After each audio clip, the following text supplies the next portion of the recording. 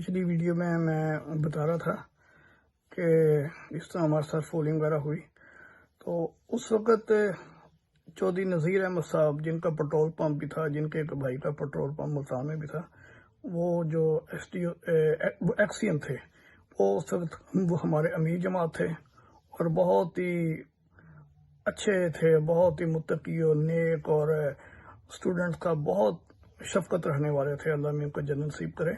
وہ ڈاکٹر منیر مبشر جو کہ نذیر احمد مبشر صاحب کے بیٹے ہیں، اور جن کی وہ رحمت بازار میں اپنا کلینک بھی ہے، تو جو گورنمنٹ سروس سے بھی 19 گریڈ سے ریٹائر ہوئے ہیں، تو ان کے وہ سسر تھے۔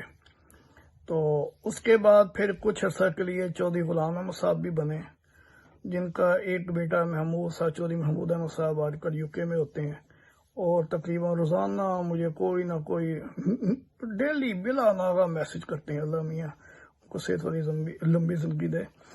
تو پھر اس کے بعد پھر وہ اصل میں عارضی طور پر بنے تھے چودھری غلام احمد صاحب، جو غلام احمد صاحب، وہ پھر بیچارے سیروسس آف لیور جو بعد میں کینسر بن گیا، فوت ہو گئے تھے۔ اس کے بعد پھر نذیر صاحب بن گئے تھے۔ پھر ہم جتنا عرصہ رہے بعد میں چودھری نذیر صاحب رہے۔ بعد میں پھر ڈاکٹر مبارک صاحب بھی بن گئے تھے، تو اب تو وہ بھی فوت ہو گئے، اللہ میں جنت نصیب کرے۔ تو ڈاکٹر مبارک صاحب ہمیں وہ جنرل پیتھولوجی پڑھاتے تھے۔ اس کے علاوہ ڈاکٹر بشیر احمد صاحب مرحوم بھی تھے، جو آرتھوپیڈک سرجن تھے، جنہوں نے آرتھوپیڈک یونٹ کا سنگ بنیاد رکھا تھا، یعنی وہ بانی تھے۔ آج بھی ان کی فوٹو لگی ہوئی ہے وارڈ میں۔ وہ خود MD ہوئے تھے اور بہت سادہ اور صاف گو تھے۔ بتایا کرتے تھے کہ ہم 9 بہن بھائی تھے، لیکن ہمارے پاس بینچیں لگوانے کے لیے پیسے نہیں ہوتے تھے۔ بہرحال اللہ تعالیٰ نے فضل کیا، کس طریقے سے پڑھ گئے، MBBS کیا، FRCS کیا لندن سے۔ بہت کامیاب سرجن تھے، بڑے وہ ہمدرد تھے، مریضوں میں بہت ہی پاپولر تھے۔ لیکن 40 سال کی عمر میں 44 ایئرس اچانک ہارٹ اٹیک سے فوت ہو گئے۔ اس دن سارے مریض دیکھے شام کو وارڈ میں، اور جا کر گیٹ کو تالا لگایا، بیڈ روم میں گئے تو وہیں پر ہارٹ اٹیک ہو گیا۔ بیگم نے اڑوس پڑوس کے ڈاکٹروں کو بلایا، کیونکہ میڈیکل کالونی تھی، ڈاکٹر ساتھ ساتھ ہی تھے۔ وہ آئے تو دیکھا ان کو اچانک وہ وفات ہو گئی، کیونکہ یہ وہ انفارکشن جو ہوتا ہے نا، یہ دل کا شدید اٹیک ہوتا ہے۔ اس میں بعض صورتوں میں تو ایٹ دی اسپاٹ ہی ڈیتھ ہو جاتی ہے، میڈیکل ایڈ ملتی نہیں، اور بعض صورتوں میں میڈیکل ایڈ اگر مل جائے تو بندہ بچ جاتا ہے، اور بعض دفعہ ہسپتال لے جاتے ہوئے وفات ہو جاتی ہے۔ بہرحال بہت ہی اچھے تھے، بہت زیادہ، اللہ میاں ان کے جنت نصیب کرے۔ بہت ہی، میں تو آج تک ان کو یاد کرتا ہوں۔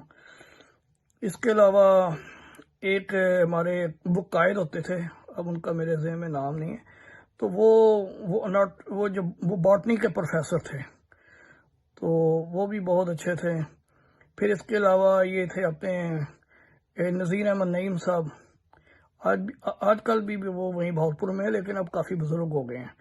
تو ان کا یہ جو پیسٹی سائڈ کا وہ کاروبار تھا، ان کے بیٹے اب یہ کام کر رہے ہیں۔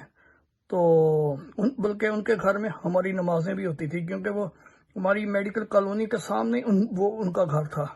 تو صبح فجر کی نماز، مغرب کی نماز ان کے گھر میں ہماری ہوتی تھی، اور کئی بار عشاء کی نماز بھی، تو وہاں ہم پڑھنے کے لیے جایا کرتے تھے۔ تو جمعہ ہمارا ہوتا تھا ادھر،